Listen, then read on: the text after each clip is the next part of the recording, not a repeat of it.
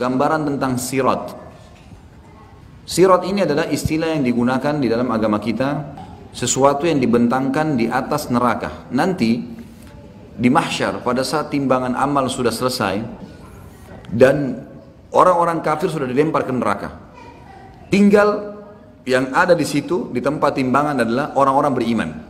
Orang yang beriman sudah berhasil lolos timbangan amal mereka lebih baik akan masuk surga, dan orang beriman yang timbangan dosanya masih lebih berat, mereka berkumpul satu sama yang lain tuh di satu tempat.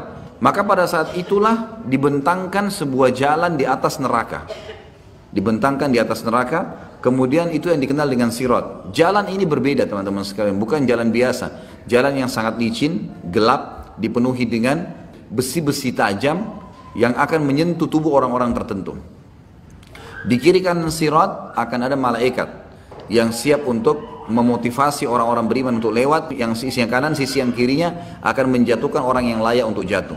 Dan ingat, yang lewat di atas sirat adalah orang-orang beriman.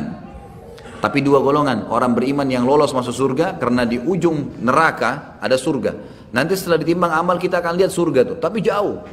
Kita harus lewatin neraka, nggak bisa enggak. Ma minkum illa wariduha. Tidak ada seorang pun kalian kecuali akan melaluinya. Kata ulama tafsir adalah yang maksud orang-orang beriman. Kita akan lewatin neraka, pasti lewat. Dan kita akan melihat bagaimana neraka itu. Panasnya akan kelihatan, teriakan orang, siksaan dan segalanya itu dibentangkan di atasnya. Jadi ibarat kalau bangunan besar, maka ada lubang di atas neraka itu, ada sebuah lubang yang besar yang memang dari situ akan dicemplungin dan dimasukin orang-orang ke neraka, lalu para malaikat memasukkan mereka di pintu-pintu masing-masing dari 7 pintu neraka. Itu akan dimasukkan sesuai dengan siksaan mereka masing-masing, wa na'udzubillah. Nah, nanti kan dibentangkan sirat ini, kemudian akan ada golongan yang beriman yang lolos memang, baik karena tidak ditimbang amalnya lagi, para nabi-nabi, para syuhada, orang-orang soleh yang Allah karuniahi memang luar biasa, waktu ini dipakai untuk ibadah terus dan maksiatnya dia bertaubat. Kemudian anak-anak muslim mereka akan lewat sangat cepat melewatin sirat tersebut. Dan ini umumnya melewatin sirat seperti cepatnya kilat. Kemudian akan ada yang cepatnya seperti kuda, menunggangi kuda, ada yang seperti berlari, dan ada yang berjalan dan dia terkoyak tapi selamat. Dan ada juga orang-orang yang merangkak dan akhirnya jatuh, Jadi ada orang beriman yang akan lolos sampai ke depan surga, nanti ada namanya kantara.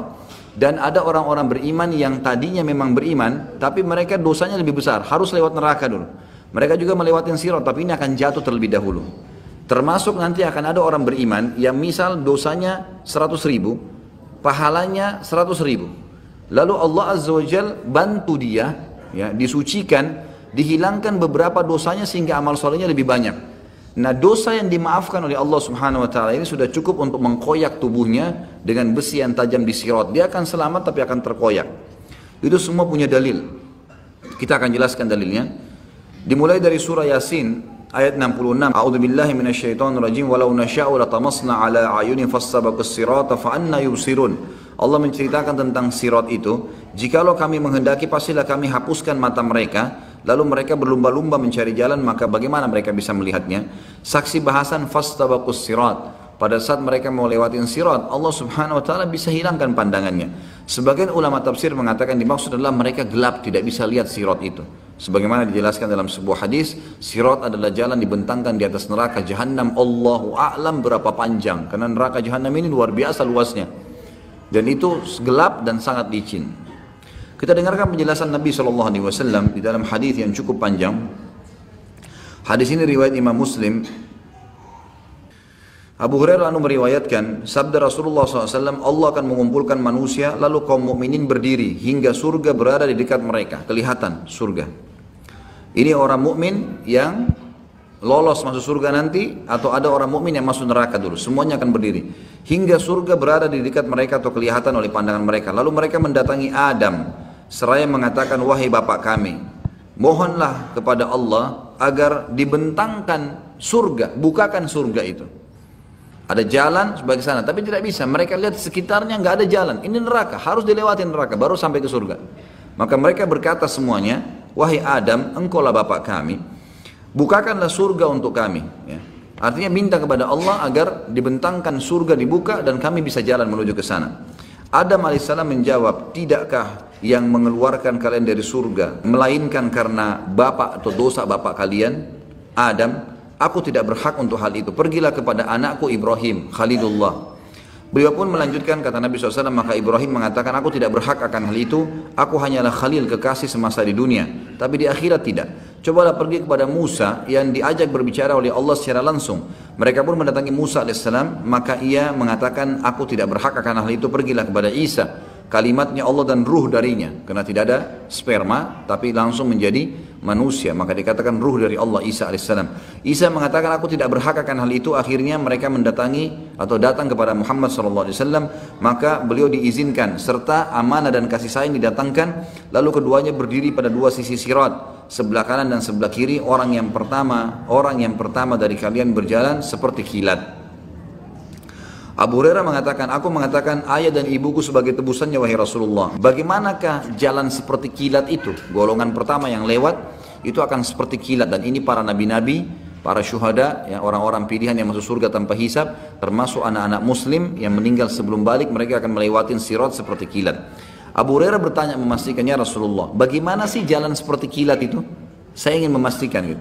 Lalu beliau menjawab, apakah kalian tidak melihat kilat bagaimana ia datang dan pergi dalam sekejap mata? Lalu kata Nabi SAW, kemudian ada golongan kedua yang akan lewat seperti burung yang terbang. Dan ada yang ketiga seperti laki-laki yang berjalan cepat. Amal-amal mereka lah yang menjalankan mereka sesuai dengan keadaan tadi. Kalau amalnya luar biasa, mereka seperti kilat. Kalau mereka amalnya sedang, maka ada seperti tadi burung yang terbang, ada yang seperti berlari dan seterusnya. Sedangkan Nabi SAW, sedangkan Nabi kalian berdiri di atas sirat. Nabi Muhammad SAW akan berdiri di atas sirat dengan hikmah Allah. Seraya berucap, wahai Rabb, selamatkanlah, selamatkanlah, hingga amal-amal hamba menjadi lemah. Jadi ada orang-orang yang lemah amalnya, maka mereka tidak mampu. Sampai seseorang datang tapi tidak kuasa berjalan kecuali dengan merangkak. Di kedua sisi sirat terdapat besi-besi runcing yang tergantung, serta diperintahkan supaya merengut siapa yang diperintahkan kepadanya. Ada yang terkoyak tapi selamat. Nah, ini yang terkoyak tapi selamat yang saya jelaskan tadi, orang-orang beriman yang tadinya punya dosa lebih banyak daripada pahalanya, ya, tetapi dosanya dimaafkan oleh Allah. Misal 100.000 dosa dengan 100.000 pahala, diampunilah beberapa dosanya sehingga pahalanya lebih berat dan akhirnya dia lolos ke surga. Tapi karena ada dosa tadi yang berimbang itu, atau ada dosa yang lebih dan dimaafkan, ini sudah cukup membuat mereka terkoyak, tapi mereka selamat.